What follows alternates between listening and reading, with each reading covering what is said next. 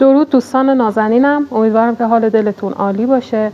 توی این پست میخوایم با هم دوباره یک مدل کیف خوشگل ببافیم که جزو زیباترین و پرکاربردترین کیف‌های بافتنی هست. این کیف خوشگل رو من با نخ رافیا بافتم و شما میتونید این رو با مکرمه هم ببافین. روی کفی چرم آموزش دادم بهتون، ولی نحوه بافت برای کفی بیضی تعداد رج‌ها متناسب با نخ‌ها رو کامل براتون توی فیلم گفتم. لوازم مورد نیاز رو هم توی دیسکریپشن براتون می‌نویسم، حتما اونجا رو نگاه کنید و این کیف خوشگل رو ببافین. یک کیف خیلی عالی و جادار و در عین حال هم سبک هست. یک بند چرمی داره که قابل تنظیمه و شما میتونید این رو روی دوش برای هر اندازه‌ای که دوست داشته باشین تنظیمش کنید. بریم که با هم این کیف خوشگل رو آموزشش رو شروع کنیم. برای بافت این کیف زیبا ما احتیاج داریم به یک ست چرم که درب چرم و بند چرم هستش. خرازی که خودم ازش خرید کردم رو توی دیسکریپشن براتون قرار میدم، میتونید بهشون سفارش بدین و رنگ بندی هم داره. این الان رنگ کرمش هست، این دربش هست و این هم بند کیفمون هست. ما این کار رو میتونیم روی کفی چرم ببافیم. من کار رو روی کفی چرم بهتون آموزش میدم و میتونید روی کفی بافت هم این کیف رو ببافین، هیچ فرقی نمیکنه. نحوه اندازه‌گیری رو کامل بهتون آموزش میدم و میتونه برای هر دربی که تهیه میکنید، حالا شاید این مدل نباشه، مدل های دیگه باشه، کوچیکتر یا حتی بزرگتر باشه، که روش بافت رو کامل یاد میگیرین. برای نخ شما میتونید از مکرمه پلی استر تک سوزنه، 2 سوزنه و 3 سوزنه و مکرمه کتان استفاده کنید، یا مثل من از نخ رافیای تابیده استفاده کنید. مقدار نخ رو هم توی دیسکریپشن براتون مینویسم. و برای بافت هم ما احتیاج داریم به قلاب شماره 3.5. اگر با تک سوزنه میبافین با قلاب شماره 2 ببافین، اگر با 2 سوزنه میبافین با قلاب شماره 2.5، اگر با 3 سوزنه میبافین با 3، و اگر با رافیا میبافین با قلاب شماره 3.5. برای شروع کار اگر میخواین روی کفی بافت مثل من ببافین که ادامه آموزش رو نگاه کنین، اگر بخواین خودتون کفی ببافین، چون این ستی که من خریدم کفی نداره. این مشکی که من بافتم کفیش مشکیه و کلا با هم ست شده. اما برای این رنگ کرم من کفی که رنگش به این بخوره پیدا نکردم. یه رنگ دیگه دارم استفاده میکنم، ولی خب مشکلی نداره چون کفی کار هست و تقریبا رنگ ها به هم میخوره. این مشکلی از نظر خودم نداره، ولی بهتون یاد میدم که یه کفی ببافین و اگر دوست داشته باشین میتونید کار رو روی کفی بافت ادامه بدین و کیفتون رو تکمیل کنین. خب پس ابتدا روش اندازه‌گیری برای کفی بافت رو بهتون میگم. شما باید قسمت طول درب رو اندازه بزنید. حالا هر مدلی که تهیه کردین هیچ فرقی نمیکنه که مدل به چه صورتی باشه.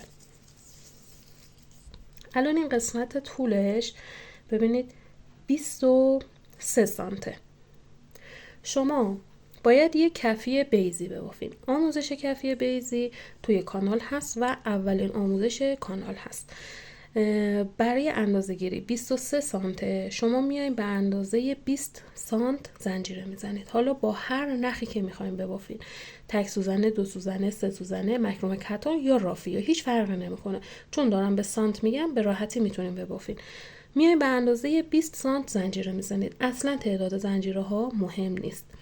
بعد که 20 سانت زنجیره زدین میایین به اندازه 4 یا 5 رج کفی بیضی رو میبافین. برگردیم به آموزش کفی بیضی که من لینکش رو توی دیسکریپشن هم براتون میذارم، از اونجا مدل رو نگاه کنید و ببافین. پس به اندازه 20 سانت زنجیره میزنین و 4 الی 5 دور کفی رو میبافین که در نهایت کارتون به 25 سانت برسه کفی. خب این میشه روش بافت برای کفی. یعنی اگر به کفی چرم دسترسی ندارین میتونید به این روش انجام بدید. به اندازه 23 سانت، ببخشید من گفتم 25 سانت. پس 20 سانت زنجیره میزنین، 4 الی 5 دور میبافین که کفیتون دیگه به 23 برسه. بعد کفی رو که بافتین میتونید مدل رو شروع کنید. مدل بافت ما کلا پایه کوتاه هست. خب این میشه روش اندازه‌گیری برای کفی بیزی. ولی اگر بخواین روی کفی بافت ببافین، روی کفی چرم ببافین، ببینید این کفی چرم الان اندازش با این درب چرم میخوره. ببینید کفی من 25 در 8 هست. خب شاید الان شما بگین که خب این که 25 ولی اون درب ما 23 بود، با هم یه اندازه نمیشه. ببینید کفی که ما میبافیم یک کمی بزرگتر میشه و اندازه همون درب چرم در میاد اندازش. پس از این لحاظ نگرانی نداشته باشید. حالا میخوایم آموزش رو روی این شروع کنیم. هیچ فرقی نمیکنه شما فکر کنید که یک کفی رو بافتین، یک کفی بیزی بافتین، میخوایم مدل رو روش شروع کنیم. ببینید ما این قسمت که بیرون کفی هست، اینجایی که به این صورت عدسی یا قپه داره، از اینجا باید بافت بزنیم. از گوشه، یعنی از اینجا کار رو شروع میکنیم که کیفمون تمیز در بیاد، چون هر رج که میبافیم در نهایت همینجا تموم میشه و کیف هم تمیز و خوشگل در میاد. برای این قسمت ناگونید من قلاب رو به این صورت وارد سوراخ کفی میکنم، نخ رو به این حالت جلوی قلابم گیر میدم و این رو میکشونم به سمت بیرون. خب اینجا شروع میکنم یک پایه رو میبافم. این جزء بافت ما حساب نمیشه، چون نخ ما رافیاه، میخوام داخل هر سوراخ 2 تا پایه کنار هم ببافیم. خب این جزء بافت ما حساب نمیشه. این به خاطر این بوده که ما نخ رو بیاریم داخل کفی. پس این رو حساب نمی کنیم، یکی دیگه کنارش میبافیم. خب رج که تکمیل شد، دوباره رسیدیم به اینجا، یه دونه دیگه میبافیم که این هم 2 تا پایه حساب بشه، 2 تا پایه کنار هم. میایم روی سوراخ بعدی، 2 تا پایه کوتاه به این حالت کنار هم میبافیم، 1 و 2. دوباره روی سوراخ بعدی به این حالت 1 و 2. حالا توضیحاتش رو در مورد نخ‌ها بهتون بدم که اگر با تک سوزنی میبافین، چون نخ ظریف‌تره، داخل هر سوراخ 3 تا پایه میبافین. 2 سوزنه وقتی که میبافین، نگاه کنید از همینجا شما کار رو شروع میکنین، هر 7 پایه 3 تا پایه جفت میزنید. یعنی همین بافت رو دارین 2 تا 2 تاه، 7 تا پایه 7 سوراخ رو که بافتین، خونه هشتم یا سوراخ هشتم رو 3 تایی ببافین که کار جمع نشه. اگر مکرمه کتان یا مکرمه پلی استر 3 سوزنی میبافین، دقیق مثل همین آموزش، مثل همین که الان دارم با رافیا میبافم، به همین روش ببافین. خب پس ما توی رج اول باید، یعنی زمانی که میخوایم کفی رو بافت بزنیم، داخل هر سوراخ 2 تا پایه کنار هم میبافیم. خب من این قسمت رو تکمیل کنم تا برسم به سر رج که اتصال و شروع رج دوم رو پیش ببریم. خب من دور تا دور رو بافت زدم، رسیدم به سر رج. اینجا گفتم باید یه پایه دیگه ببافیم، بعد به اولین خونه‌ای که بافتیم اتصال بدیم. پس میام یه دونه پایه دیگه داخل این سوراخ میبافم به این صورت. خب این اولین پایه ما هست، میام به این اتصال میدم. برای اتصال نکنید این یه رشته نخ رو فقط میگیرم، نخ اصلی رو از زیرش عبور میدم به این صورت. نخ اول از داخل نخ دوم رد میشه. این میشه رج اول بافت ما که به این صورت هست. خب حالا باید مدل رو شروع کنیم. گفتیم بافت ما پایه کوتاه. برای اینکه کفی ما اینجا خوشگل بشه، توی این رج، فقط توی همین رج ها میام اینجا روی هر پایه یه دونه بافت میزنم، پایه اضافه نمی کنم. اگر با تک سوزنی اینا بافتیم گفتم اضافه کنیم، فقط توی همین رجی که ما میخوایم سوراخ‌های کفی رو پر کنیم فقط اضافه میکنیم. رج‌های بعد، این رج و رج‌های بعد دیگه افزایش نداریم. میام نکنید این یه رشته نخ رو میگیرم و بافت پایه کوتاه میبافم. دقت کنید به جای اینکه قلاب رو زیر این دوتا نخ ببرم، وسط این دوتا نخ میبرم. این رشته نخی که به سمت داخل کفی متمایل هست اون رو میگیرم و به صورت بافت پایه کوتاه کامل میکنم. الان من چند تا پایه رو میبافم، بهتون نشون میدم. زمانی که ما به این صورت بافت میزنیم ببینید یک خطی به این حالت روی بافت میفته که باعث میشه بافت ما خوشگل تر بشه. خب دور تا دور رو ما به این صورت بافت میزنیم. من رج اول رو تکمیل کردم. ببینید گفتم یه بافتمون به این حالت میشه. خب حالا برای رج‌های بعد دیگه میایم پایه کوتاه معمولی میبافیم. اینجا آخرین پایه ما هست. سر رج رسیدیم، احتیاج به زدن پایه بست نیست. میایم مستقیم روی اولین پایه به این صورت پایه کوتاه میبافیم. قلاب رو زیر این دوتا رشته نخ میبریم و بافت پایه کوتاه رو تکمیل میکنیم. میخوام دو روش بافت پایه کوتاه بهتون آموزش بدم. حالا هر کدوم که دوست داشته باشین میتونیم ببافین. ببینید روش اول اینه که ما به این حالت قلاب رو وارد بافت میکنیم، نخ رو جلوی قلاب گیر میدیم و بافت رو تکمیل میکنیم به این صورت. ببینید جهت قلاب به این حالت هست. مدل دیگه که وقتی بافته بشه پایه کوتاه حالت ضرب دری به خودش میگیره.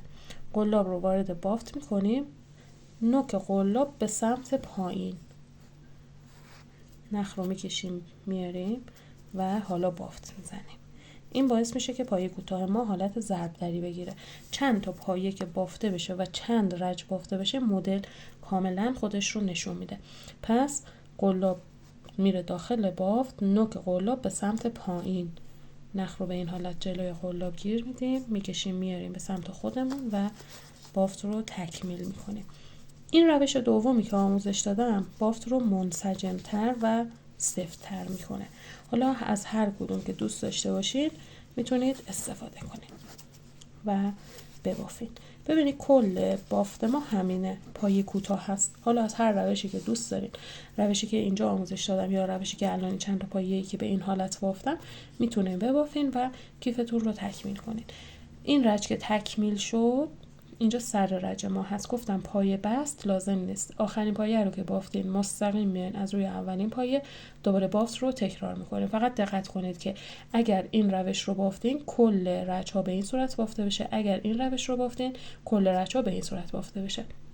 یه نکته‌ای که اینجا مهمه و لازمه که بهتون بگم اینه که توی مثلا 3-4 سانت اول بافت یه کوچولو کیف گشاد میشه. این یه چیز طبیعیه. بافت منم به همین صورت در میاد.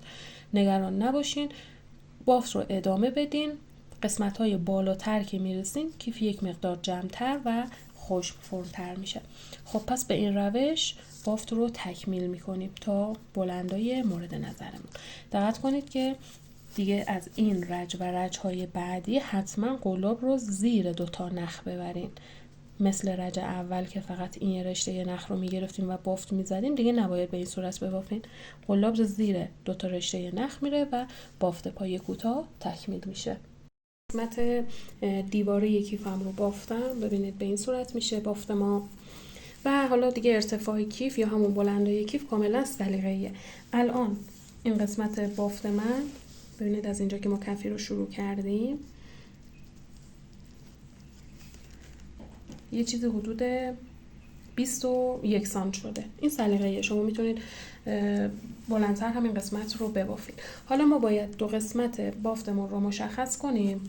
خب بعد روش از این قفلای از این حلقه های آسان بازشو کار کنیم که برای بند کیفمون استفاده بشه و داخل کیف هم به سمت این قسمت های کنارهای کیف هم به سمت داخل کیف جمع میشه. خب اینجا آخرین پایه رو که بافتین نخ رو قیچی کنین.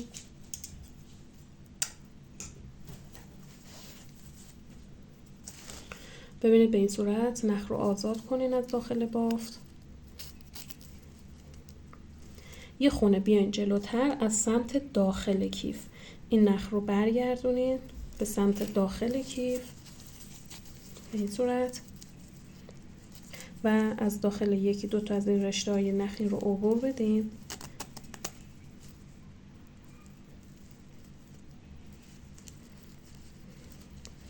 حالا سر نخ رو بچرخونید که این باز بشه. این رو به این صورت بچرخونید این باز بشه. بعد گره بزنید که کاملا سفت بشه و کلا اضافه های نختون رو بعد قیچی کنید.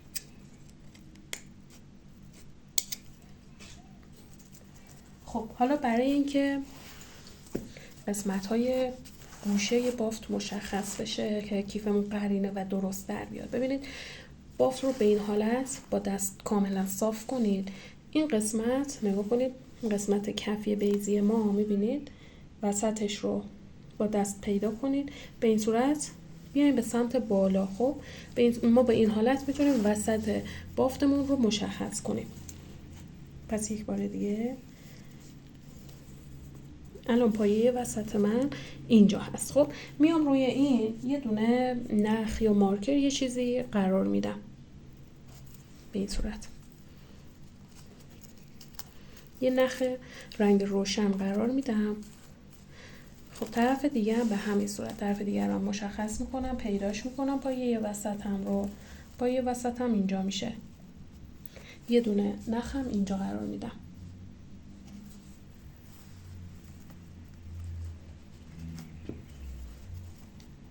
خب دقت کنید، ببینید این قسمت که وسط کیف هست میتونید کیف رو باز کنید. به این حالت کیف رو داخل کیف رو برگردونید. لبه های کیف رو ببینید به این صورت میشه.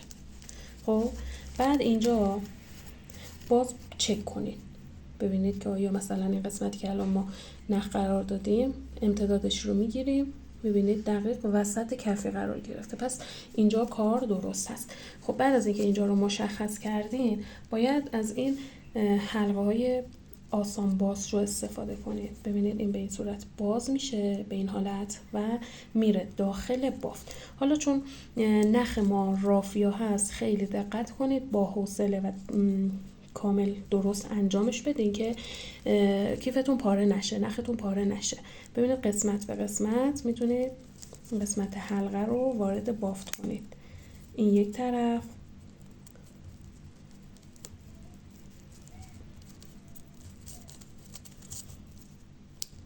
خب الان دوباره بافت رو به این حالت قرار بدین روی هم. ببینید قسمت حلقه رو که به سمت پایین فشار بدیم باز میشه. خب این یک طرف و اینجا هم قسمت آخر.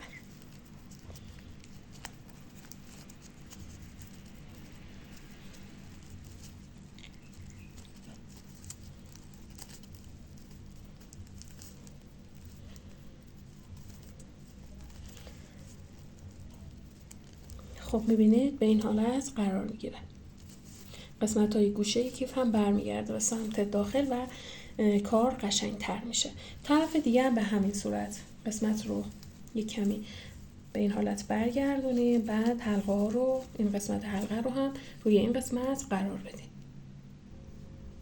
بعد از اینکه حلقه ها رو روی بافت قرار دادین باید این تکه چرم رو روی بافت وصل کنید.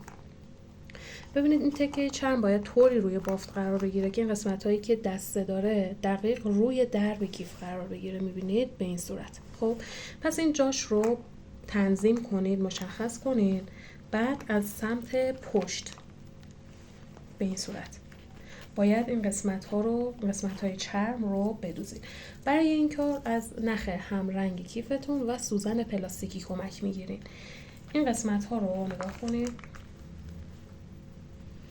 سوزن رو از سمت داخل وارد بافت میکنید و اولین سوراخ این قسمت از چرم. خب انتهای نخ رو حتما یه گره بزنید، برگردین به سمت راست به این صورت. خب دوباره از سمت داخل کیف این قسمت ابتدا رو ما به این صورت باید روی کیفمون فیکسش کنیم.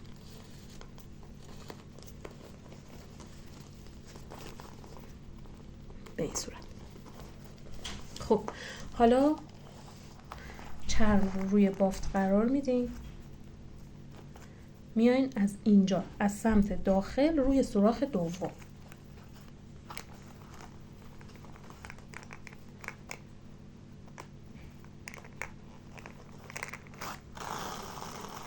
به این صورت. حالا دوباره برمیگردین روی سوراخ اول، سوزن هم میره به سمت داخل کیف.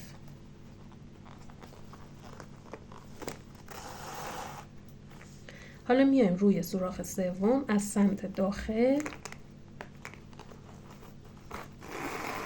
و برمیگردیم روی سوراخ دوم و این قسمت ها رو ما به این صورت میدوزیم. فقط دقت کنید که کار درست و توی یک خط دوخته بشه.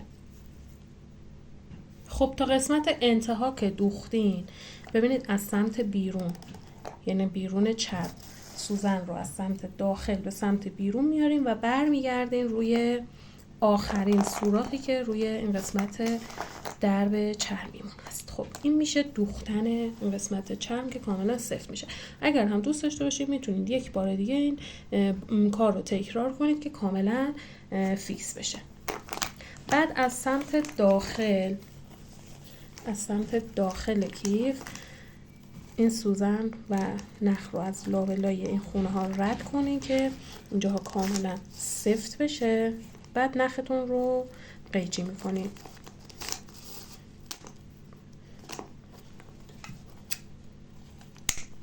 خب حالا برای این قسمت در ببینید ما اینجا قفل داره این درب چرممون، این به این صورت باز میشه. خب الان کاری به این قسمت نداریم. برای اینکه اینجا تراز در بیاد اینو یک کمی میکشیم به سمت پایین. ببینید خیلی نکشید، چون زمانی که وسیله میره داخل کیف حجم کیف خب بیشتر میشه، بعد درب کیف خوشگل وای نمیسته روی کیف. خب پس یه کوچولو آزادتر بذارین به این صورت. بعد نکنید جاش مشخصه دیگه اینجاست. خب این از این قسمت ها میبینید پایه داره، اون قسمت های قفل پایه ها رو به این صورت باز میکنین. خب جاش رو که مشخص کردیم، الان من جاش رو مشخص کنم، یه کمی هم آزادتر میذارم، در رو خیلی نمیکشم به سمت پایین، یه کمی آزادتر میذارم، اینجا میشه. خب از سمت زیر به این حالت قفل رو روی بافت قرار میدم، یک بار اینجا تستش میکنم. خب خوبه. حالا اینجا که جای قفل مشخص شده قفل رو فشار میدم به سمت داخل بافتم به این صورت.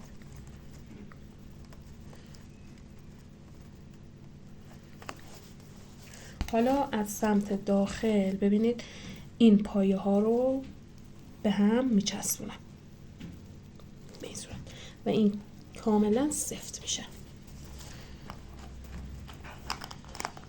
درب کیف هم به این صورت بسته میشه. خب ببینید این میشه کیف ما، این هم پشت کیف ما هست، این هم کفی. حالا میمونه وصل کردن بند که قسمت مدبر داره و به راحتی روی این حلقه های آسان بازشو قرار میگیره به این صورت. این بند هم که کلا سگک داره و میتونید توی هر اندازه‌ای که دوست دارین بند رو کوتاه و بلندترش کنید. خب این هم از آموزش این کیف خوشگلمون. امیدوارم که ببافین و لذت ببرین. رنگبندی زیادی این کار داره و یکی از قشنگترین و پرفروشترین کیف ها هست. ازتون ممنونم که تا اینجای آموزش با من همراه بودین. حتما کانال رو سابسکرایب کنید چون الان فصل بافت با نخ رافیا هست و قراره که کلی بافت های خوشگل با این نخ براتون بذارم.